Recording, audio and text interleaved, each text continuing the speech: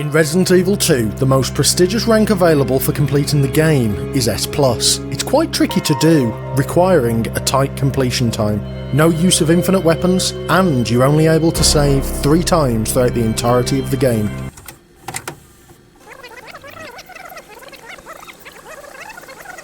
In Resident Evil 2, the hardest difficulty available is Hardcore.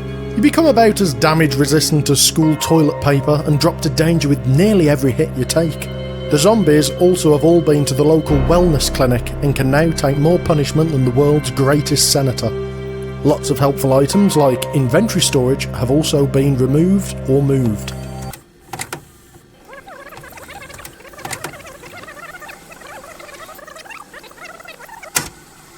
In Resident Evil 2, the best solution to all problems is to run away from them. Zombies? Run right past them. Mr. X? He can't keep up with our fleet-footed protagonists. Trying to beat the game quickly for a good rank? Take the Shoelace Express and hoof it. But what if we tried to achieve the highest rank possible on the hardest difficulty possible, all without running? Let's go. Our first choice is an important one. Which protagonist will meander through this maze of deadites? Leon. The answer's Leon. I'll explain why later. If anyone is in the comment section typing, "This is a copy of Zero's amazing Resident Evil runs," yes it is. He's another fellow Brit with a penchant for psychopathic challenge runs. Give him a look. But now, we make our first move. Pushing through the gas station, we come up against the first adversary, a bitey boy with a taste for coppers. Again, not an issue in normal runs, as you just run past, nab the key, and let him shamble into the naughty corner and head out. But he is a meaty marauder standing in our way, and we can't walk fast enough to get past him. With 10 bullets, it's a gamble if we can even get past. However, all we actually need to do is nip by him once. So blast his legs off with Matilda, nab the key. If he bites us a single time, we can still get through. And head through to the sad state of the petrol station chocolate section. Even though it feels dangerous with multiple neck munchers within inches of us, seemingly none of them can attack. And as soon as we meet up with our co-star and go for a drive, Leon finds a damp blue paper towel in the glove box, because when we get to the city streets, that injury is gone. The walk through the city streets appears like it's going to be a major problem, but it's just a case of following the right path, and you can walk past everyone with no issues at all. Usually. But for now, back to that asterisk in the rules. Infinite weapons like the rocket launcher, the pistols and the MP5 all disallow an S+ rank. But there is a secret weapon of mass destruction that we can use. The knife. It'll be an incredibly important tool, especially in the early game. To get it, it's a simple case of popping all the bobbleheads littering the game.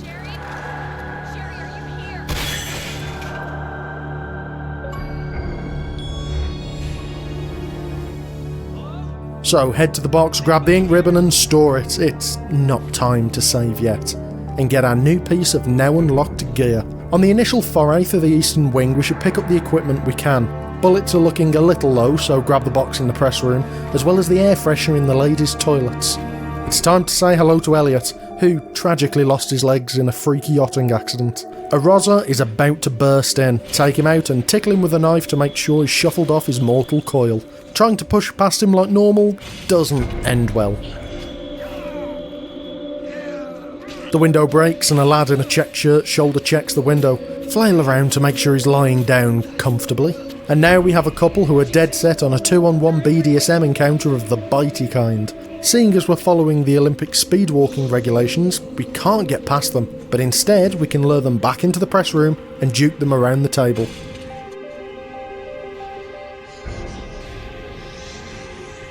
Head out and Marvin is waiting for us. This next stretch will require all the pocket space we can muster in these glorious cargo trousers. Marvin informs us that we need to find a way out of here, and the only way to do that is to find the 3 medallions littered around the RPD. So let's get exploring. Dump everything that isn't a knife, a handgun and a small stash of ammo, grab the extra bullets hanging out here and walk through the corridor. We'll need to pass this place 3 times. Each time it's different and trickier than the last. Grab the ammo in the operations room and head to the central corridor. Straight ahead is a donut operator. Send him some packages with a lead filling and check on the status of his compadre taking a time out on the floor. And as we walk past, look at the safety deposit room and mourn. We will not be getting the shotgun. There simply isn't enough time. The time is always ticking down. Our countdown to failure is always there. These stairs can be a pain.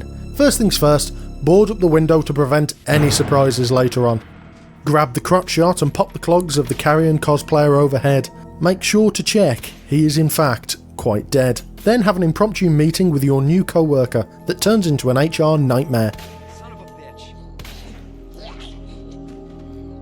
bitch. Grab the spade key and double back through the West office. In here there's a bunch of goodies for us. An upgrade to the Matilda, some gunpowder and some extra pockets. After a natter with our CO, drop off the gunpowder and swap out knives for the unbreakable one. Once again, upgrade the Matilda in the waiting room, await the incoming impact and head outside.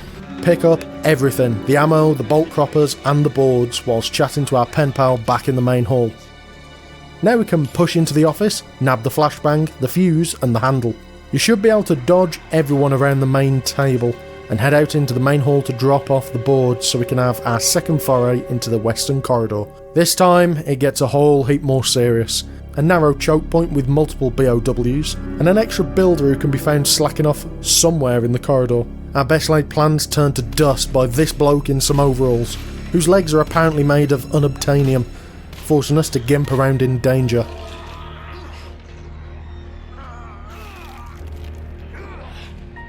Now this is much slower. Looking at the comparison here, we definitely want to maximise our meander speed as much as possible. But by just about sneaking our way behind the rest of the horde streaming in, it's into the operations room and then into the adjacent room. Fortunately, this has a green herb. I'm sure many of you are familiar with the healing system in this game, but for the uninitiated, herbs can be found in various colours, and they all have different effects when munched singularly or after being combined. And if you combine all three different herbs, you not only fully heal yourself, remove all status conditions, but you also get a shield, which halves all the damage you take during the duration of this icon on screen. Now, we are trying to go fast, whilst walking, so we will be skipping out on picking anything up that isn't really on the critical path. This includes ammo, herbs, or any other utility that isn't required outside of the main line of the game. After having a munch on the potted plant, swipe both the flashbang and the electronic fuse, there's another herb that we can grab just outside the safety deposit room, and whilst we're here, we might as well clear out everything inside and store up what we don't need to carry. Raiding the lockers for all the shotgun ammo we can find, it's time to head through for our first meet and greet with the lecherous flesh goblin that is a licker. Stroll past and into the STARS office. They are blind, and rather helpfully for this run, don't attack you when walking, if you don't get too close. Make the detonator by combining the 9-volt battery on Wesker's desk, grab the ammo here as well as an additional flashbang and the first aid spray. It may seem like we're hoarding flashbangs, but they are the most overpowered utility in the game, and they're basically all earmarked for later use. Leaving the STARS office, just walk past the licker. He'll do nothing as long as you don't touch him. Just stroll past into the unicorn room and get our first medallion. Head into the library and upstairs. It's time for the first little trick of the run. You see, the second medallion is in this loft area, behind this wall with the C4 strapped to it. We have a detonator, and 1 + 1 equals boom. However, when it explodes, it knocks over the bookcase in front of the door for us to leave. And even more alarmingly, it wakes up a zombie overhead, and a licker that already knows where we are. Not a great situation to be in, but we can do something about it. If whilst the C4 is ticking down you exit the room to the library and re-enter the room, the open door prevents the bookcase from falling. This lets us get the maiden medallion, and just as the licker drops in for a chat, throw a flashbang.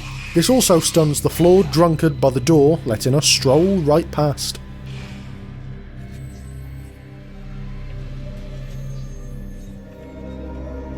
Now in the library we have some prep work to do for later.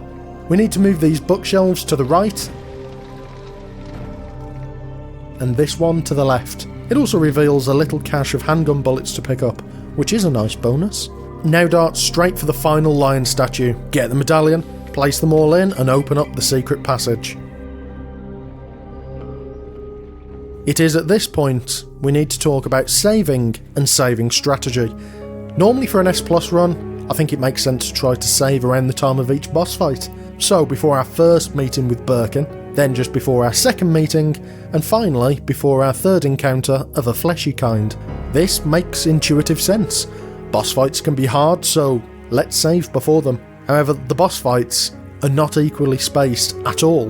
They're actually spaced like this, and with our personal pursuer who'll show up later on being the biggest gamble of the run, the last thing I want is to have to repeatedly make this incredibly long stretch on the second save, die and have to restart all the way from before the first Birkin fight. So it's time to put on our big boy pants and push forwards.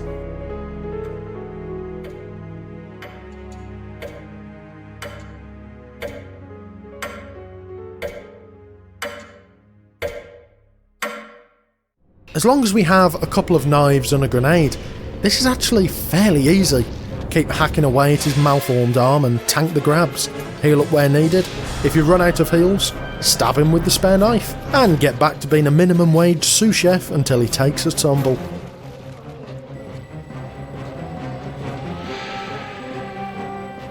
After that little piggy's gone home, round up all the equipment in the arena. Heading over the walkway, it's time to nip to the jail. On the way, there is this most definitely still mildly alive Bobby.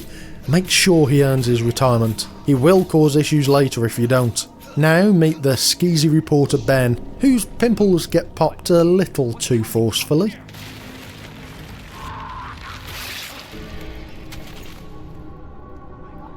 And now our objective has changed. To leave the police station we need to open this shutter. But to do that we need to get the car park card that our pimply friend had. And to get that card, we need some power parts to open his cell. The first one isn't too difficult, but the second? Well, that's when the fun truly begins. Make sure to grab the crank and head through to the dog kennels. Just put the three of them down. I know that supposedly dogs are free, and they still kind of are. However, it's much harder to evade them when all you can do is casually plod about the place. Grab the power part, open the door back to the RPD, shoot the remaining canines and head upstairs.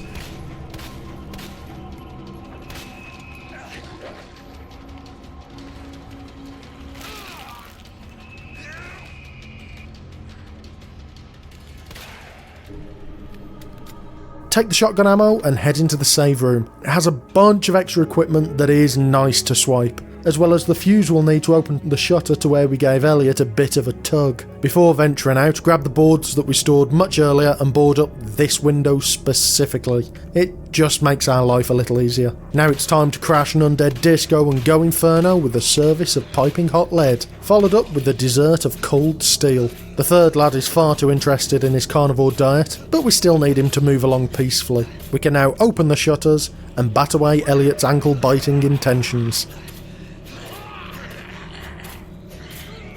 Now it's a straight shot upstairs, past the art room to use the crank for the final time, and upstairs again to the attic area. Grab a flashbang, a blue herb and some ammo on the way, and pick up this large gear before moving out onto the balcony. After failing a superhero landing, grab the herbs downstairs and head to the boiler room. A couple aiming to make us part of their love triangle will shamble out, then proceed to inextricably fall down to never stand up again. Pick up the clover key, and this is the save point. This is where I'll need to restart from if I die, and it wasn't too much of a hassle getting here. I only died 5 times to the chap in the petrol station. Twice I restarted by accidentally running. Once the couple in the eastern corridor had some Leon lunch. Donut operator got some extra protein. On the return to the west corridor I got run over. Once by getting licked to death.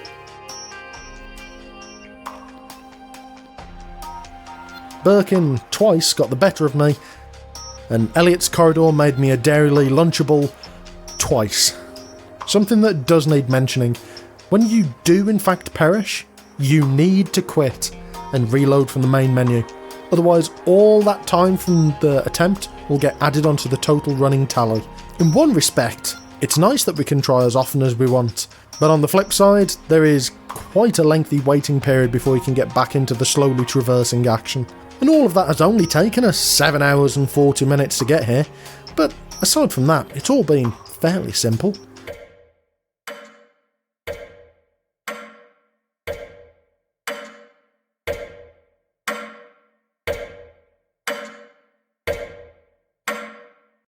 It's time to meet Dolph Lundgren's wrinkly twin. What happens when an unstoppable force meets a 21-year-old policeman? Fisting.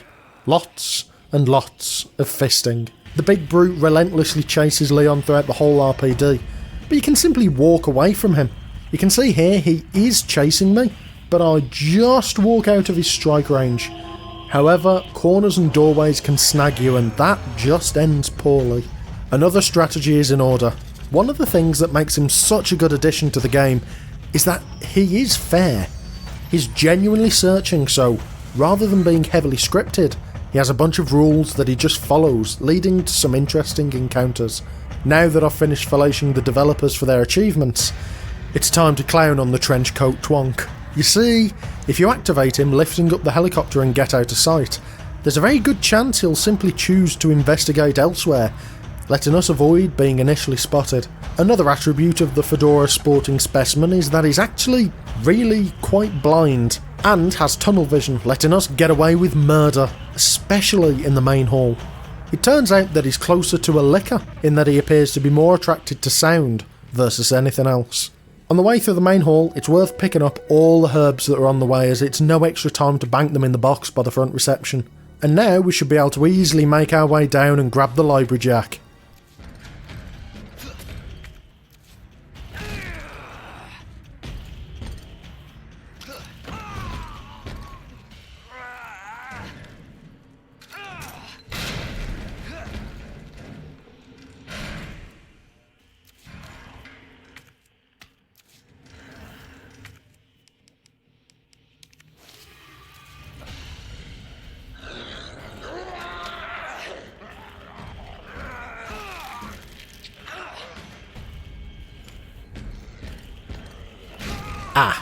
Well, I'd never said this would be completely painless. It's also vital to be carrying a grenade and 2 flashbangs at this point.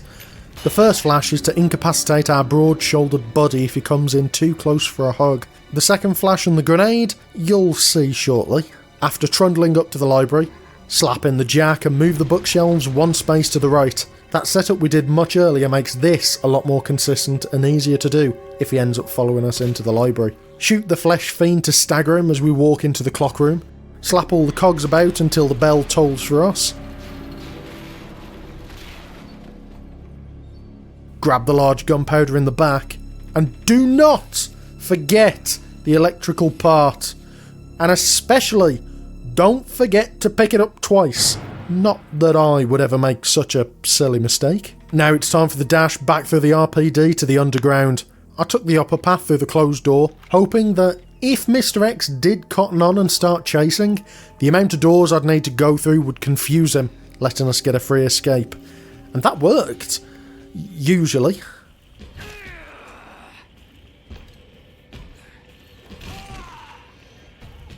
After trundling downstairs all the way back to the car park, back to the jail, opening the door and grabbing the pass, well, it appears that all the cells are open now. Remember that grenade? And remember the spare flashbang? Ada shows up again to lead us into the sewers through Kendo's gun shop. Pick up all the items and head down into the sewers. Dump everything that isn't needed and pause. We need to talk about the upcoming section of Leon's run. The game automatically runs, but I never press the run button. So when initially brainstorming, that's why I wrote off Leon's campaign. I don't press the button, sure, but he still runs. So I plan to do this whole thing as Claire, but her campaign has a similar and yet far worse issue. Chief Irons. During the Sherry section, you need to make out like a terrified horror protagonist and run away from the clay-faced taxidermist. However, Chief Irons has seemingly had his morning dose of pre-workout and a large handful of amphetamines, and he runs at us in a manner that can only be explained as turbo troglodyte. I need to press the run button during this section. Especially after doing his Shining impression, it's just not possible to get away. You see, Sherry's walk speed is the slowest speed in the game. Her sneaking speed is much faster, but not fast enough. So I have to make a choice. Can I beat Resident Evil 2 without running as Claire? But ignore that bit where you don't technically play as Claire, but you need to press the run button and run about. Or can I beat Resident Evil 2 as Leon without pressing the run button? Technically correct, the best kind of correct. So although it was the lesser of two bad choices, I chose best boy Leon. And with that, run away from Gustav, and after heading down on the slip and slide, give him an explosive surprise.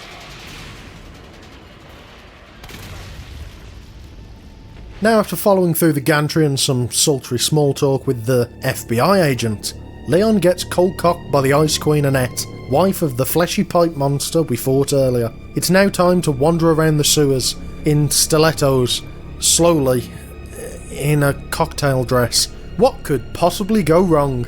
Well, after whipping out our secret weapon and getting into the roomy pipe, it's time for an undead gauntlet. Now, don't worry if you end up getting bit here. You can actually make your way all the way around and get a flashbang. That can get you out of a jam. Also, interestingly, Ada walks with top speed when she's aiming the secret weapon, even when she's in danger, so we don't even lose any speed. I would, however, recommend that you recheck where the points are to hack after the elevator, as otherwise...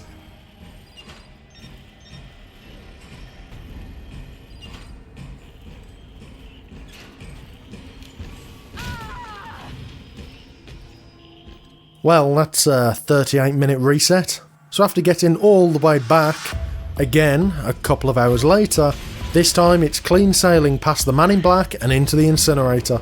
Pop some fuses and whatnot, get out, and Ada takes a bit of a tumble and gets stiffed by a large rod.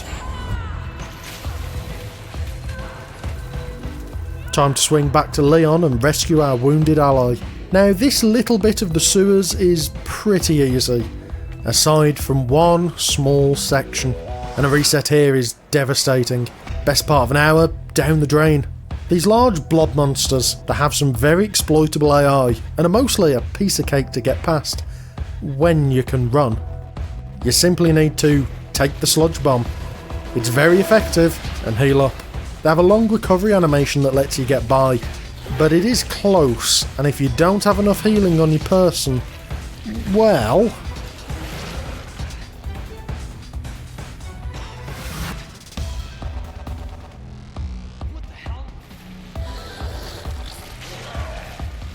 It's time to go back to the last save and try all over again. But for this very first one, there's still enough space to shoot him whilst he's hiding under the water and stroll past. And now we can head up to the control room to save.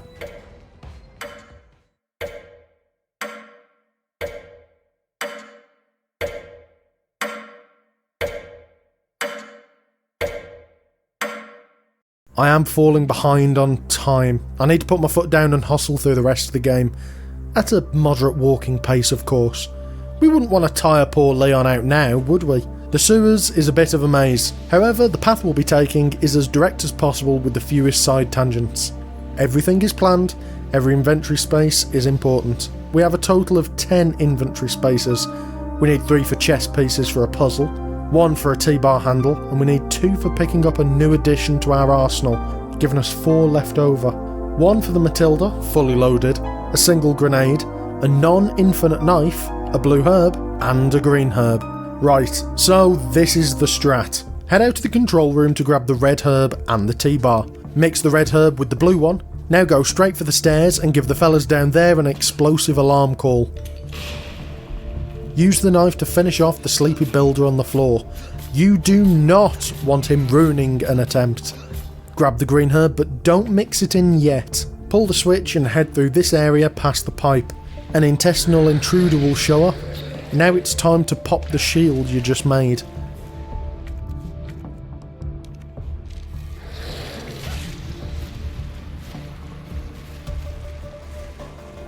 Use the T-bar and head up the elevator.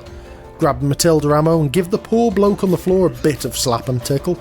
Walk through, grab the ruck piece and double back. Grab the shotgun shells here. If you end up not being able to fit stuff in, drop them.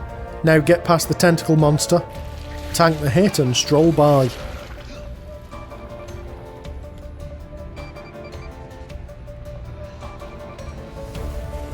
Now back up to where the stairs were and take the other path. It winds around to this lovely area. 3 of the G adults are here, and there's an additional green herb to pick up. Your shield should just about be able to hold on to tank the damage from 1 or 2 of them. But after accepting the putrid bird feeding time, you can walk past the first.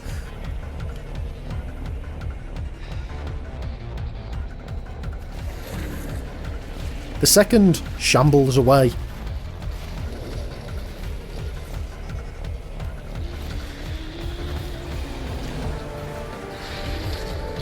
And the third will just about miss if you hug the left-hand wall.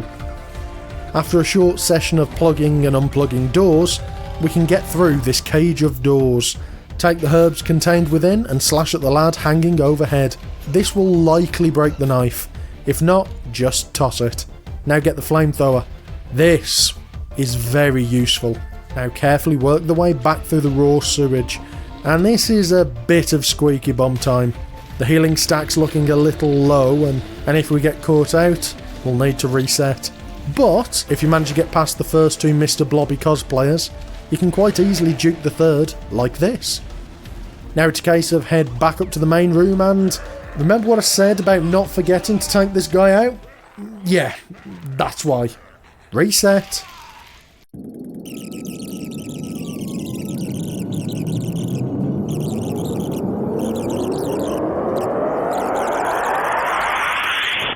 Now back to plug in all of the chest pieces and the door opens. And we have a boss fight ahead of us. So take a full heal, a grenade and the flamethrower. There's another set of herbs to pick up and mix together on the way. Normally when you start the boss fight, he'll spend about 50 seconds trying to smack you through the ceiling, so just stand here to avoid it all. However, there is a way to skip this. If you manage to do some damage to him with a grenade whilst he's circling around to find us, he skips straight to breaking the door down.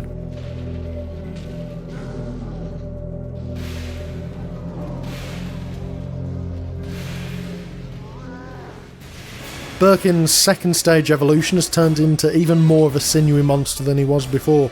The man now has traps on his traps and is rather grumpy about us being here. The short walk to drop down onto the container platform is something I was worried about, but it turns out he simply isn't fast enough, and he seems to rubber band to you anyway. Now in the boss fight proper, the plan's simple. Set Birkin on fire until he falls down twice, then smack him with the container. If you use around 250 flamethrower ammo, that should be enough.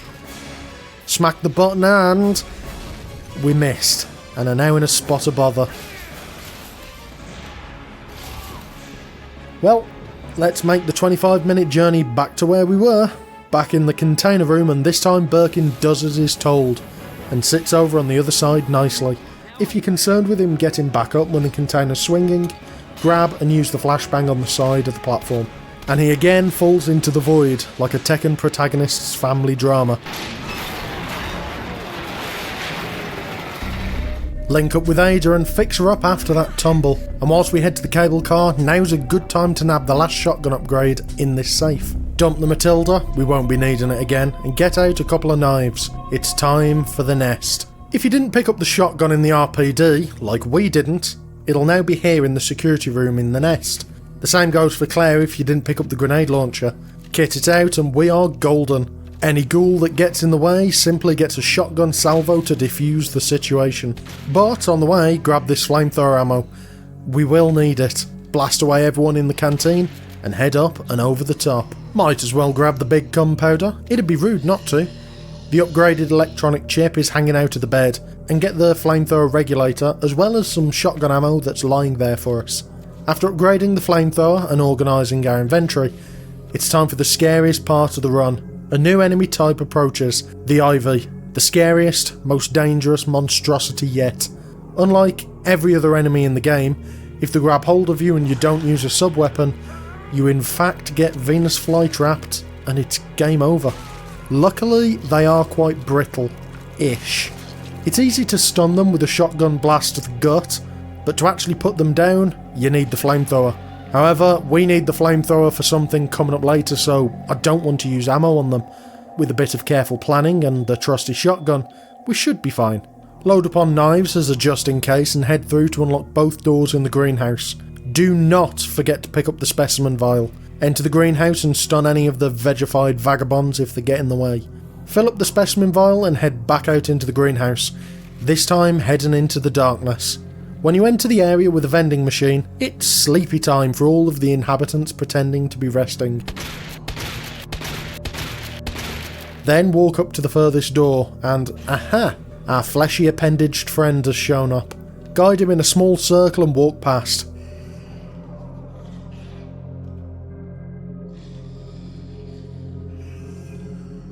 After heading upstairs, giving a good morning greeting to the scientists you pass by, grab the modulator. When you go back down to the rec room, you should be able to set up Murph and the magic tones correctly and bring the power back on. Guide the blind combatants around again and double back into the freezer. Freeze the specimen, and now it's time to leave. But not until we've nipped into the server room. Dump all the excess stuff and gear up. Bring all the sub-weapons you can, it will be useful. After heading up and firing off the specimen into the greenhouse, you can grab the last upgrade to our security wristband, and the tyrant shows up. Brilliant. Even better, all the Ivies are now reawakening. Fantastic. Well, it's just a simple case of use sub-weapons and get through. Oh, well, this is devastating. Best part of an hour gone, just like that. It's back to the sewers for us. Time to do it all over again. It's no major issue, we just need a slight change in strategy.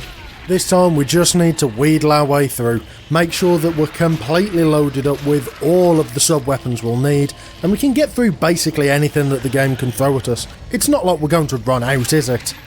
There is quite a few of them, but we've got plenty of stuff. I'm sure it'll be fine. We can afford to lose a few grenades and some knives and some more grenades and maybe some more knives, but it'll be fine. Again? Okay, let's go back to the sewers, do everything that we need there, beat up Birkin, head on the cable car, chat to Ada, head back to the lab, do all of our stuff with the vials that we need, and now, third time's the charm. This time, with the help of a couple of flashbangs, we can brute force our way through whilst everything is stunned. We should be able to quite happily walk away from the big stompy boy, meaning we can now stroll through to the central spoke area, cross over, grab the G-Virus sample, and finally, this is where we save. We can breathe easily, but we must still get a wriggle on. We have a time to beat.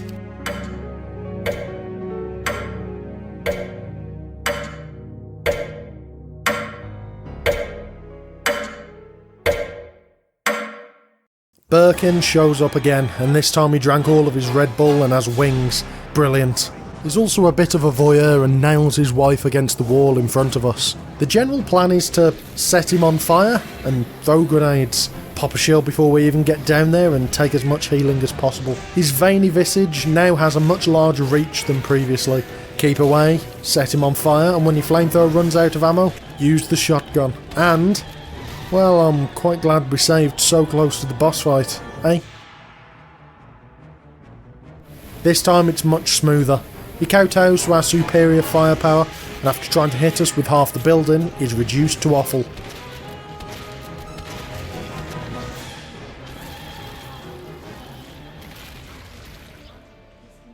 Letting us grab some goodies and head upstairs. We can trundle back to the central chamber where Ada's waiting for us. She wants the vial, but we now get into a spat about how she doesn't trust us, and the building comes down, leading to a Mustafa moment.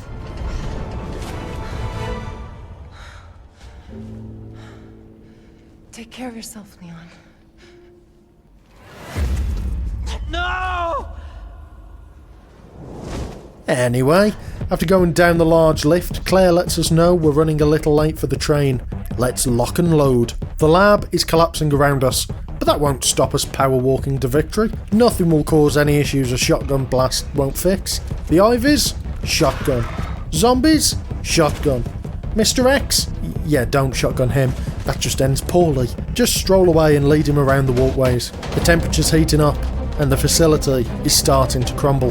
This swings in our favour when our older brother gets a hold of us and a bit of rubble gets us out of a sticky situation, giving the pale man a full thickness burn.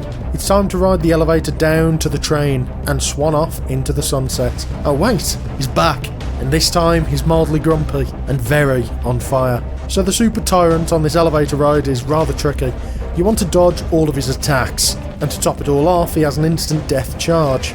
This is one of the main reasons why I wanted the final save to be so late, to make resets for these two bosses much easier. So let's jump into the Inferno and get our nose against the grindstone. The resets were racking up. The repeated runs past the Ivies is what I would have been talking about if it wasn't for Super Tyrant's one single weakness: trying to hold his left hand. You see, he has large looping swings, but if you stick to his left hand side, he just repeatedly whiffs. Just keep that up. Keep avoiding attacks, and eventually the rocket launcher will Deus Ex Machina its way onto the elevator courtesy of a seemingly not yet dead Asian lady. And fire. Walk out a champion. That's it. It's done. After 21.5 hours, 4 of which were running round to grab raccoons with a rocket launcher, the nightmare in Raccoon City is complete. For now. But what was the time? What was it? 2 hours and 18 minutes. Not bad. That was pretty close. But there is definitely some wiggle room there. Before we get to the tier list, I wanted to let everyone know I now have a Patreon. You'll get early access to videos, some extra director's commentary videos, and access to some of the Blender files I've used to make these videos. So if you're interested, click the link in the description. I'm not going to take any sponsorships as I think they ruin videos, but this is something, if people would like to support me, they can. So, where will Resident Evil 2 S Plus without running place? Well, it's a tricky one because although the amount of time spent wasn't huge, there were some difficult places, but even then it's not that they were that difficult. It's more to do with the save restrictions and the cumulative effect of moderately difficult sections. No one thing pushed me all that hard, but the consistency required was tricky. I think this sits in Hurt Me Plenty. If the game was longer, I suspect it would be bumped up a tier. And with that, it's time to thank the channel members who support the channel to make all of this possible. King Emo Cut, Undercover, AA Ron, and a special shout out to Chariot who helped with the RPD mapping project. But most of all, thanks to you. Good night.